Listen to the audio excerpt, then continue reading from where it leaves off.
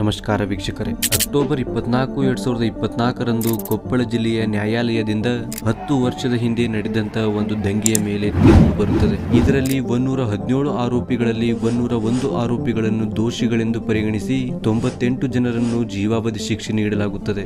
ಇದೆಲ್ಲ ಶುರುವಾಗಿದ್ದು 2014ರಲ್ಲಿ ಕೊಪ್ಪಳದ ಮುರುಕುಂಬಿ ಎಂಬ ಗ್ರಾಮದಿಂದ. ಆಗಸ್ಟ್ 28, 2014ರಲ್ಲಿ ಕೆಲವು ಹುಡುಗರು ಪುನೀತ್ ರಾಜ್ಕುಮಾರ್ ಅವರ ಪವರ್ ಸಿನಿಮಾ ನೋಡಲು ಥಿಯೇಟರ್ಗೆ ಹೋಗಿದ್ದರು. ಆದರೆ ಅಲ್ಲಿ ಅದೇ ಊರಿನ ಕೆಲವು ದಲಿತರ ಜೊತೆ ಟಿಕೆಟ್ಗಾಗಿ ಗಲಾಟೆಯಾಗುತ್ತೆ.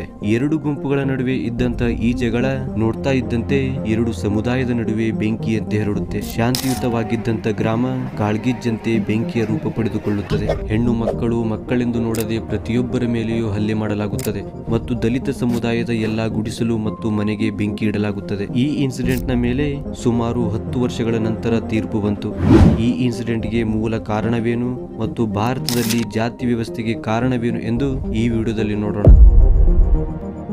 ಮೊದಲೇ ಕರ್ನಾಟಕ ಹಲವು ಕಾಂಟ್ರವರ್ಸಿಗಳಿಂದ ದೇಶಾದ್ಯಂತ ಹೈಲೈಟ್ ಆಗಿತ್ತು. ಇನ್ನು 24 ಅಕ್ಟೋಬರ್ದಂದು ಬಂದ ಈ ತೀರ್ಪಿನಿಂದ ಇಡೀ ದೇಶ ಕರ್ನಾಟಕದ ಕಡೆಗೆ ತಿರುಗಿ ನೋಡುವಂತಾಗಿದೆ. ಮರುಕುಂಬಿ ಗ್ರಾಮದಲ್ಲಾದ ಜಾತಿ ಆಧಾರಿತ ಗಲಭೆ ಹೊಸದೇನಲ್ಲ. ಭಾರತದ ಇತಿಹಾಸದುದ್ದಕ್ಕೂ ಈ ರೀತಿಯ ಗಲಭೆ, ದಂಗೆ ಮತ್ತು ವಿವಾದಗಳು ಆಗುತ್ತಲೇ ಇವೆ. 1984ರಲ್ಲಿ ಇಂದಿರಾ ಗಾಂಧಿಯ ಮರಣದ ನಂತರ ಅವರ ಮರಣದ ಪ್ರತಿಕಾರವನ್ನು ಸಿಖ್ ಧರ್ಮದವರ ಮೇಲೆ ತೆಗೆದುಕೊಳ್ಳಲಾಯಿತು. 1984ರಲ್ಲಿ ಕಾಂಗ್ರೆಸ್ನ ಕಾರ್ಯಕರ್ತರು ಸಿಖ್ ಧರ್ಮದವರ ಮೇಲೆ ಯಾವ ರೀತಿ ಅತ್ಯಾಚಾರ ಮಾಡಿದ್ದರೆಂದು ಎಲ್ಲರಿಗೂ ಗೊತ್ತಿರುವುದೇ. ಈ ತರಹದೇ ಒಂದು ಘಟನೆ 1948ರಲ್ಲಿಯೂ ಕೂಡ ನಡೆದಿತ್ತು. 1948ರಲ್ಲಿ ನಾಥುರಾಮ್ ಗೋಡ್ಸೆ ಮತ್ತು ನಾರಾಯಣ್ ಆಪ್ಟೆ ಸೇರಿ ಮಹಾತ್ಮ ಗಾಂಧಿಯವರ ಮೇಲೆ ಗುಂಡಾರಿಸಿದ್ದರು. ಈ ವಿಷಯವಂತೂ ಎಲ್ಲರಿಗೂ ಗೊತ್ತಿದೆ.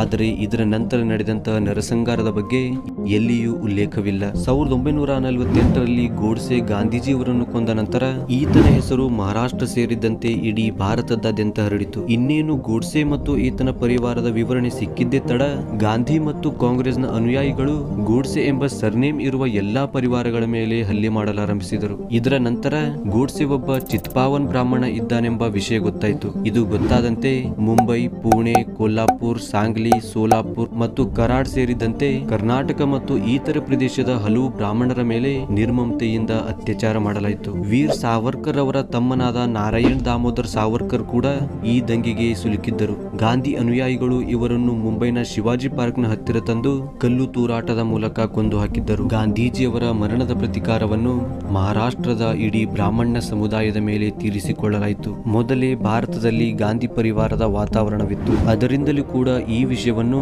ಯಾವುದೇ ಕೇಸ್ ದಾಖಲಾಗದೆ ಮುಚ್ಚಿ ಹಾಕಲಾಯಿತೆಂದು ಹೇಳಲಾಗುತ್ತದೆ. ಕೇವಲ ಇದೊಂದೇ ಅಲ್ಲ, ಭಾರತದ ಸ್ವಾತಂತ್ರ್ಯದ ನಂತರವೂ ಕೂಡ ಇದೇ ತರಹದ ಹಲವಾರು ಜಾತಿ, ಧರ್ಮ ಮತ್ತು ಪಂಗಡಗಳ ನಡುವೆ ದಂಗೆಗಳು ಆಗುತ್ತಲೇ ಇದ್ದವು. ನಾವು ಭಾರತದ ಸ್ವಾತಂತ್ರ್ಯ ಪೂರ್ವದಡಿಗೆ ಹೋದರೆ ಮೊದಲು ಭಾರತದಲ್ಲಿ ಕಾಸ್ಟ್ ಸಿಸ್ಟಮ್ನ ಬದಲಿಗೆ ವರ್ಣ ವ್ಯವಸ್ಥೆ ಇತ್ತು. 4 ವೇದಗಳಾದ ಋಗ್ವೇದದಲ್ಲಿ ಇದರ ಉಲ್ಲೇಖವಿದೆ. ಋಗ್ವೇದದ ಪ್ರಕಾರ ಸಮಾಜದಲ್ಲಿ 4 ವರ್ಣಗಳಾಗಿ ವಿಂಗಡಿಸಲಾಗಿತ್ತು. ಇದರಲ್ಲಿ ಪುರುಷರ ತಲೆಭಾಗ ಬ್ರಾಹ್ಮಣ, ಭುಜದಿಂದ ಕ್ಷತ್ರಿಯ, ತೊಡೆಯಿಂದ ವೈಶ್ಯ ಮತ್ತು ಪಾದದಿಂದ ಶೂದ್ರ ಎಂಬ 4 ವರ್ಣಗಳಾಗಿ ವಿಂಗಡಿಸಲಾಗಿತ್ತು. ಇವು ಯಾವುದೇ ರೀತಿಯ ಜನ್ಮ ಆಧಾರಿತವಾಗಿರಲಿಲ್ಲ, ಬದಲಿಗೆ ಇವು ಕರ್ಮ ಆಧಾರಿತವಾಗಿದ್ದವು. ಬ್ರಾಹ್ಮಣರಲ್ಲಿ ಶಿಕ್ಷಕರು, ಪಂಡಿತರು, ಕ್ಷತ್ರಿಯರಲ್ಲಿ ಯೋಧರು, ರಾಜರು, ವೈಶ್ಯರಲ್ಲಿ ಉದ್ಯೋಗಿಗಳು, ಕೃಷಿಕರು ಮತ್ತು ಶೂದ್ರರಲ್ಲಿ ಎಲ್ಲಾ ರೀತಿಯ ವರ್ಕರ್ಸ್ಗಳು. ಈ ರೀತಿಯಲ್ಲಿ ಈ 4 ವರ್ಣಗಳು ಸಮಾಜದ 4 ಹಂತಗಳಾಗಿದ್ದವು. ಒಬ್ಬ ವ್ಯಕ್ತಿ ಬ್ರಾಹ್ಮಣನಾಗಿ ಹುಟ್ಟಿದ್ದರೂ ಆತ ಯುದ್ಧ ಕೌಶಲ್ಯಗಳಲ್ಲಿ ಪಾಂಡಿತ್ಯ ಹೊಂದಿದ್ದರೆ ಆತನು ಕ್ಷತ್ರಿಯನಾಗಿ, ಮತ್ತು ಒಬ್ಬ ಕ್ಷತ್ರಿಯನು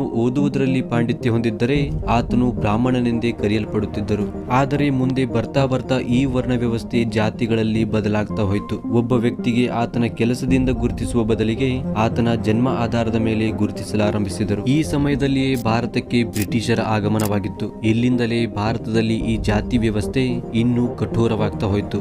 ಭಾರತದಲ್ಲಿ ಈ ಸಮಯದ ಹೊತ್ತಿಗೆ ಹಲವು ಜಾತಿಯವರಿಗೆ ಬಾವಿಯ ನೀರು ಕುಡಿಯುವುದು ಮತ್ತು ರಸ್ತೆಗಳ ಮೇಲೆ ಬರಿಗಾಲಲ್ಲಿ ಓಡಾಡುವುದು, ಇದೇ ರೀತಿಯ ಹಲವು ವಿಷಯಗಳ ಮೇಲೆ ನಿರ್ಬಂಧಿಸಲಾಗಿತ್ತು.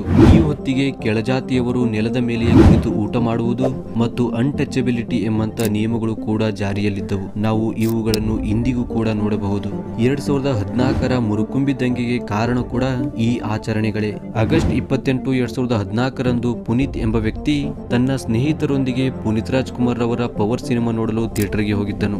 ಅಲ್ಲಿ ಟಿಕೆಟ್ಗೋಸ್ಕರ ಕೆಲವು ದಲಿತ ಹುಡುಗರ ಜೊತೆ ಇವರ ಗಲಾಟೆಯಾಗುತ್ತದೆ. ಇದಕ್ಕೂ ಮುಂಚೆಯಿಂದಲೂ ಕೂಡ ಈ ಗ್ರಾಮದಲ್ಲಿ ದಲಿತ ಮತ್ತು ಮೇಲ್ವರ್ಗದವರ ನಡುವೆ ತುಂಬಾ ಬಿರುಕಿದ್ದವು. ಈ ಗ್ರಾಮದ ಹೋಟೆಲ್ಗಳಲ್ಲಿಯೂ ಕೂಡ ದಲಿತರಿಗಾಗಿ ತುಂಬಾ ನಿಯಮಗಳನ್ನು ಹೇರಲಾಗಿತ್ತು. ಈ ಎರಡೂ ಗುಂಪುಗಳ ನಡುವೆ ಇದ್ದಂತ ಈ ಜಗಳ ನೋಡ್ತಾ ಇದ್ದಂತೆ ಎರಡು ಸಮುದಾಯದ ನಡುವೆ ಬೆಂಕಿಯಂತೆ ಹರಡುತ್ತದೆ. ಅದರಿಂದ ಗ್ರಾಮದಲ್ಲಿ 150ಕ್ಕೂ ಹೆಚ್ಚು ಜನರು ಸೇರಿ ಈ ದಲಿತ ಸಮುದಾಯದ ಮೇಲೆ ಹಲ್ಲೆ ಮಾಡಲಾರಂಭಿಸಿದರು. ಮಕ್ಕಳು, ವೃದ್ಧರು ಎಂಬುದನ್ನು ನೋಡದೆ ಎಲ್ಲರ ಮೇಲೆಯೂ ಕ್ರೂರವಾಗಿ ಹಲ್ಲೆ ಮಾಡಲಾಯಿತು. ಅವರ ಗುಡಿಸಲಿಗೆ ಬೆಂಕಿ ಹಾಕಲಾಯಿತು.